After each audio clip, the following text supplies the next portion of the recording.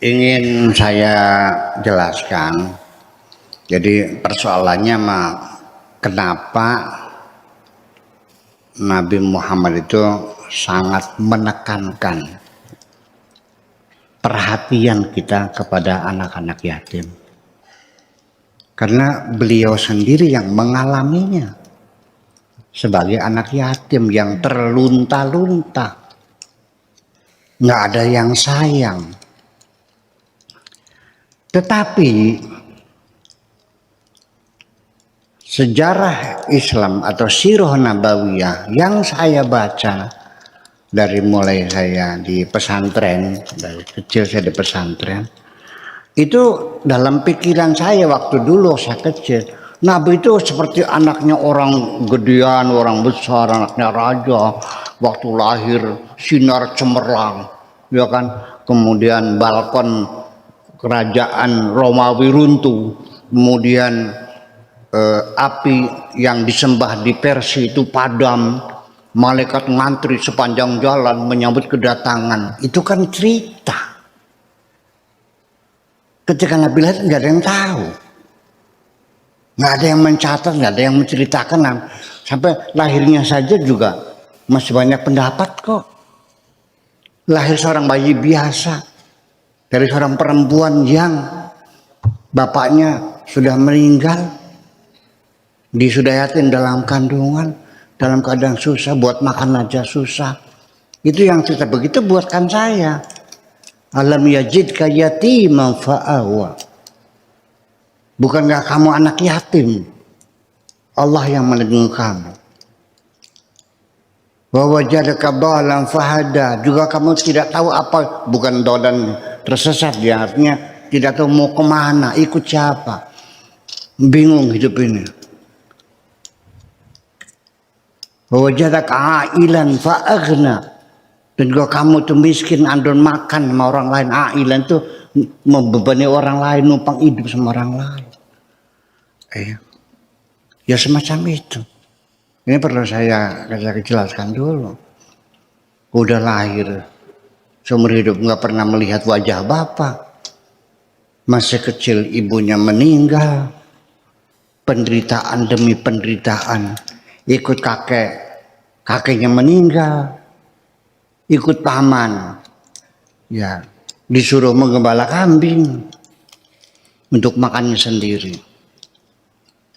Ya silakan saja ahli sejarah mengatakan Allah sengaja menciptakan Nabi Muhammad menggembala kambing karena pada umumnya para nabi menggembala kambing, dan sebelum memimpin manusia Nabi Muhammad dilatih Tuhan memimpin binatang. Ngomong apa sih gitu? Saya baca terus begitu kok. Iya, itu boleh aja untuk madrasah ibtidaiyah mau boleh, tapi ya buat untuk kambing ya. Iya, seperti itu. Ya, Nabi Muhammad kenapa menggembala kambing? Karena dia ingin mandiri, tidak ingin merepotkan pamannya. Karena pamannya Abu Thalib itu orang miskin juga. Kamu paham gak sih? Abu Thalib itu kepala suku yang punya kekuasaan di Mekah. Ya, suku Quraisy yang menguasai suku Quraisy. Dia kepala suku Quraisy. Mana ada presiden miskin? Gimana lagi? Ada nggak presiden miskin? Iya, artinya bahwa saya ingin mengatakan begini. Saya juga punya ponakan kok. Tapi alhamdulillah ponakannya ikut saya, sini saya muliakan, ya kan? Saya kasih tempat tinggal, rumah, saya kasih tugas sebagai kepala pondok, ya kan? Sebagai bendahara di madrasah, saya muliakan. Kalau ada ponakan ikut saya, terus saya suruh menggembala kambing, tidak saya kasih makan, tapi suruh makan sendiri, suruh menggembala kambing. Apa komentar kamu? Berani gak kamu mengatakan Abu Thalib tidak sayang sama Nabi Muhammad? Berani gak? Jujur dong.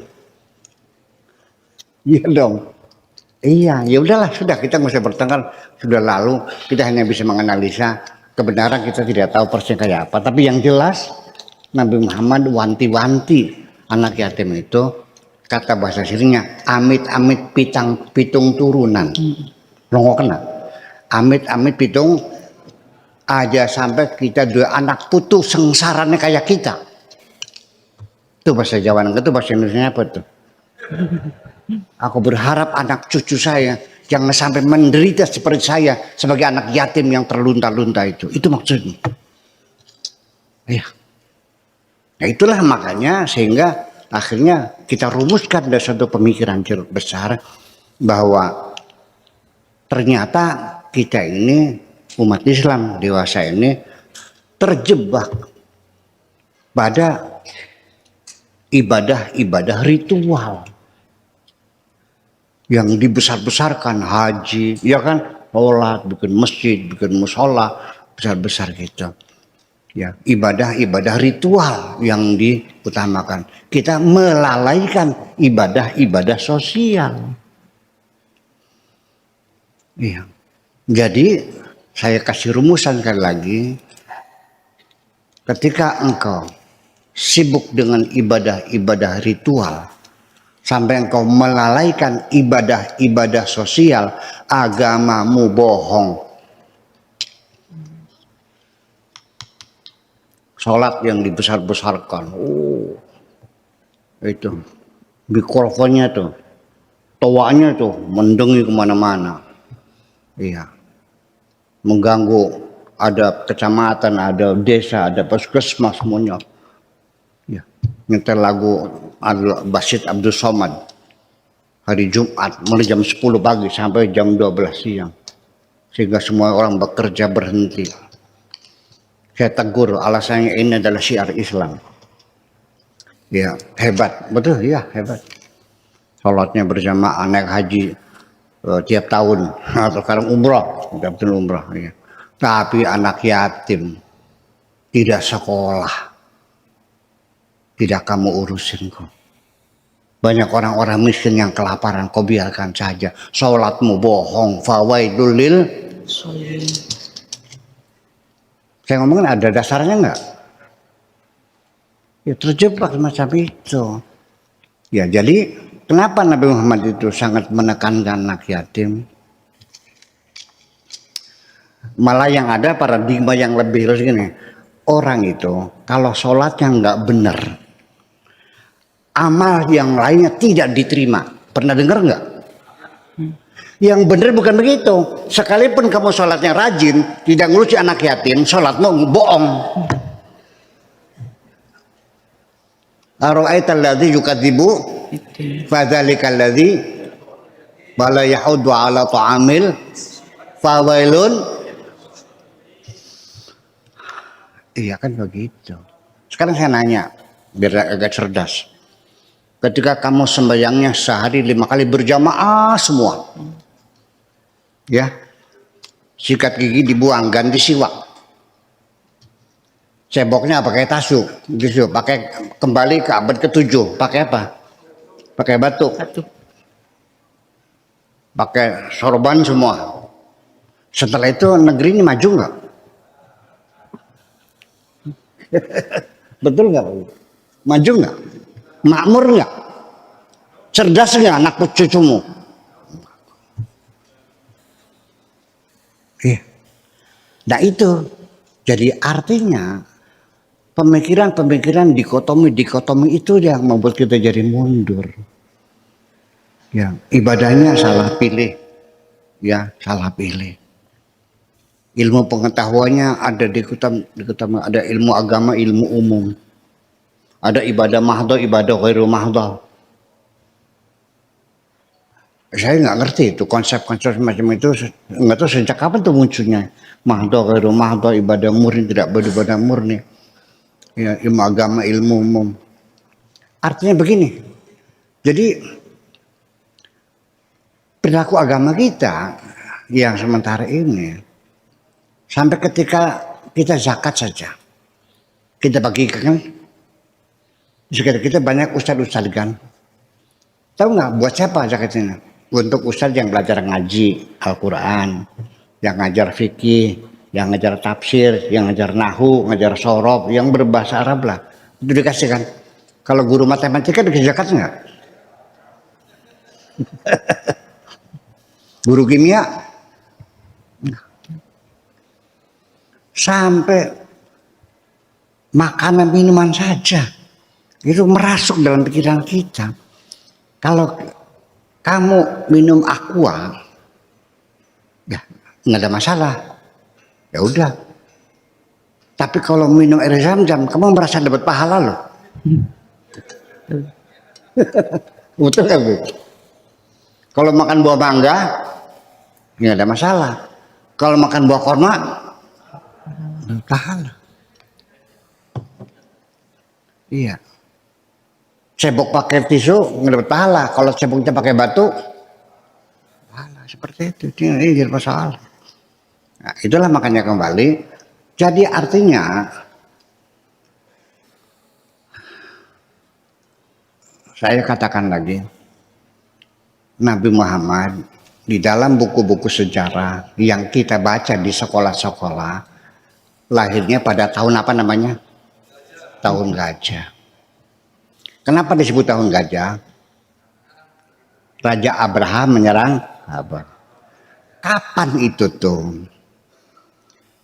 Ternyata menurut Ibnu Asakir itu 45 tahun sebelum Nabi lahir. Menurut Az-Zuhari itu 35 tahun sebelum Nabi lahir. Menurut Ibnu Abbas itu 15 tahun sebelum Nabi lahir. Yang benar mana? Apa tahun itu? Tentara Gajah enggak kan?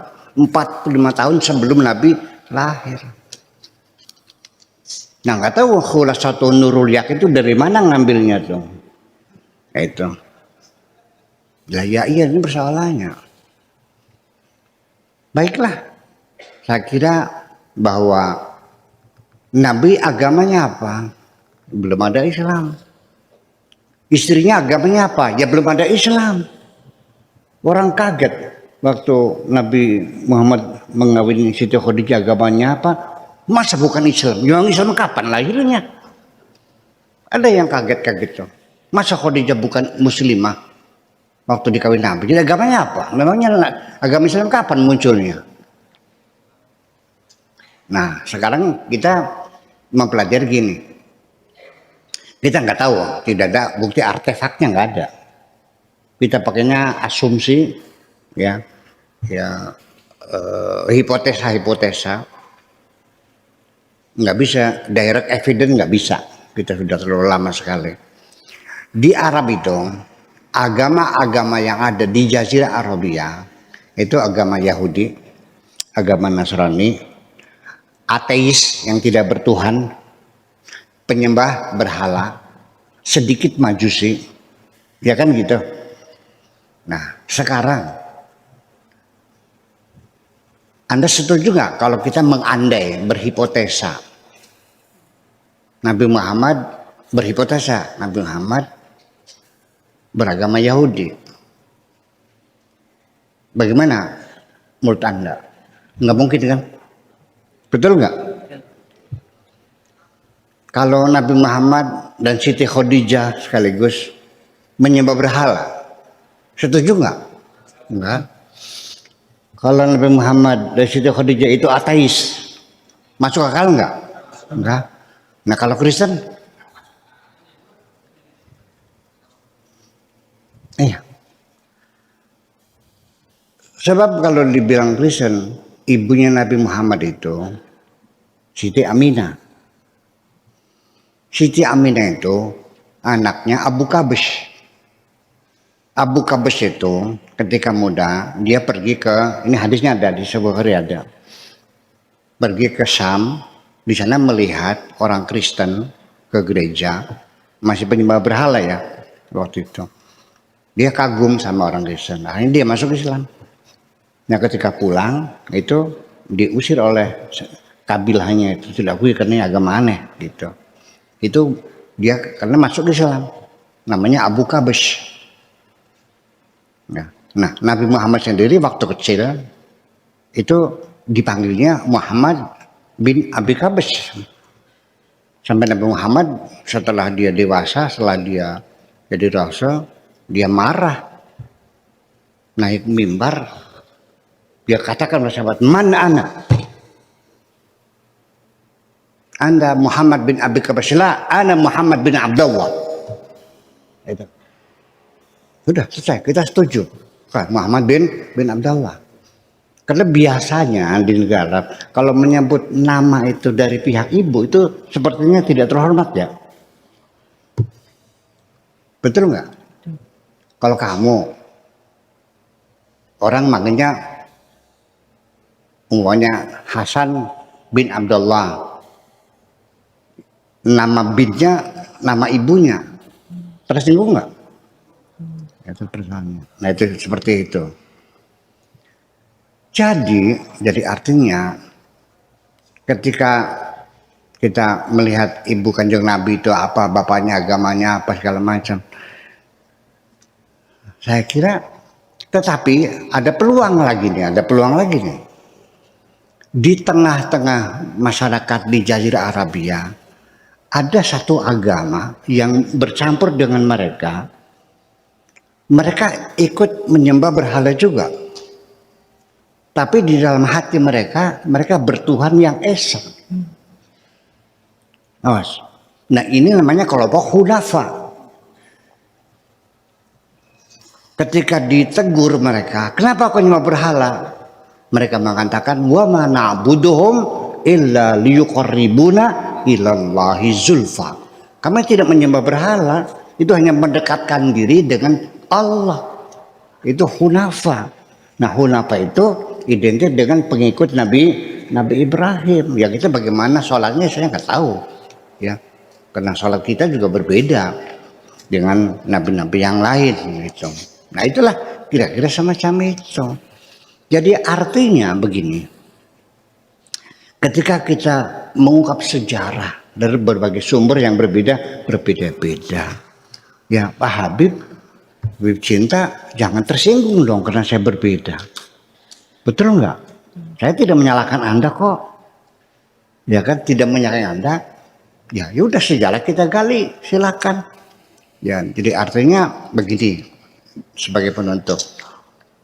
Baca sejarah itu supaya kamu lebih objektif. Cobalah baca dari sumber-sumber sejarah yang berbeda-beda. Sejarah yang ditulis oleh Syiah, baca dong. Yang oleh ahli sunnah, baca dong. Yang tulis oleh Mu'tazilah, baca dong. Jabariyah, Qadariyah, Murji'ah, segala macam. Semua termasuk yang ditulis oleh para orientasi, baca semuanya. Dari situlah kamu memilih.